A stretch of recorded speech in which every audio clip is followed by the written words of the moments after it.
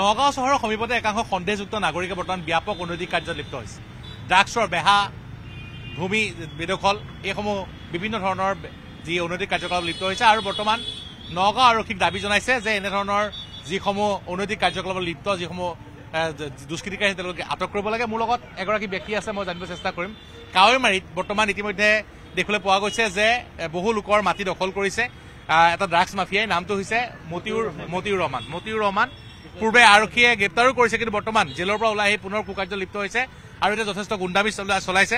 আপোনাৰ নামটো মোহাম্মদ সাইদুল ইছলাম কি হৈছে এইখিনি কি কৰিছে আপোনাৰ মাটি বাৰী লৈ আজকাল ড্ৰাগছ মাফিয়া ড্ৰাগছ বিক্ৰী কৰে ৰাইজক বেয়া কৰি আছে কিমান ল'ৰা ছোৱালী মাৰিলে তথাপিও নামানে সিহঁতে কিছুমান ল'ৰা ছুইচাইড কৰিছে বহুত কিবা কিবি কৰিছে মাটি বাৰী লৈ খেলি মেলি ড্ৰাগছৰ মতিউৰ ৰহমান ল'ৰা আছে এটা সিৰাজুল ইছলাম আইজুল ইছলাম নজৰুল ইছলাম ইনাজুল ইছলাম এইবিলাক বহুত তাৰ 5টা ল'ৰা ৰফিক ছবি এইবিলাকক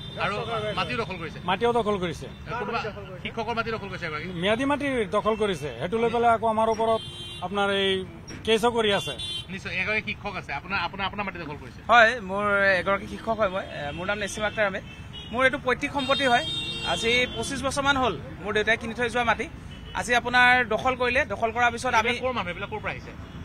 এইবিলাক ইয়াৰে মানুহ কিন্তু তেওঁলোক মানে অবৈধভাৱে এইটো ভূ মাফিয়া হয়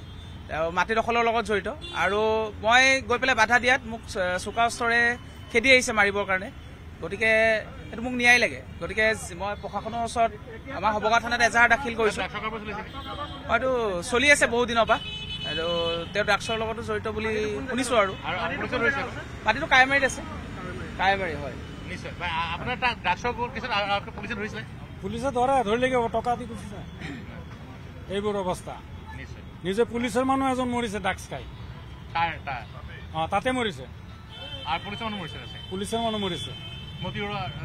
সিহঁতে ড্ৰাগছ খুৱাই মাৰিছে নিশ্চয় মই পুনৰ কৈছো যে আনকি আৰক্ষীৰ লোকো তাত ড্ৰাগছ খাই পেলাই মৃত্যু হ'ব লগা হৈছে মতিউৰ ৰহমান নামৰ এটা ড্ৰাগছ মাফিয়া যিটোৱে বৰ্তমান 4 পুত্ৰৰ সৈতে মিলি বিভিন্ন অবৈধ কাৰ্যকলাপ কৰিছে তাত ড্ৰাগছৰ বেহা চলাইছে আৰু এগৰাকী আনকি খুদ আৰক্ষীৰ লোকৰো এটা সময় মৃত্যু হৈছিলে এতিয়া পুনৰ সেই কাৱৈমাৰী অঞ্চলত অনৈতিক কাৰ্যকলাপ লিপ্ত হৈছে গতিকে নগাঁও আৰক্ষী অধীক্ষকগৰাকীয়ে এখেতৰ ব্যৱস্থা গ্ৰহণ কৰিব লাগে আৰু যি নগাঁও চহৰৰ সমীপতে যি এনেধৰণৰ যি অনৈতিক কাৰ্যকলাপ চলাই থকা এইসমূহ দুষ্কৃতিকাৰীক নিয়ন্ত্ৰণ নকৰিলে নগাঁৱত ড্ৰাগছৰ বেহা নিয়ন্ত্ৰণ কৰাটো কোনোপধ্যে সম্ভৱ নহয় আপুনি বিচৰা বাতৰি পাব কেৱল নিউজ 18 এপত নিউজ 18 এপ ডাউনলোড কৰিবলৈ স্কেন কৰক এই QR কোড গুগল প্লে ষ্টৰতো পাব এই নিউজ 18 এপ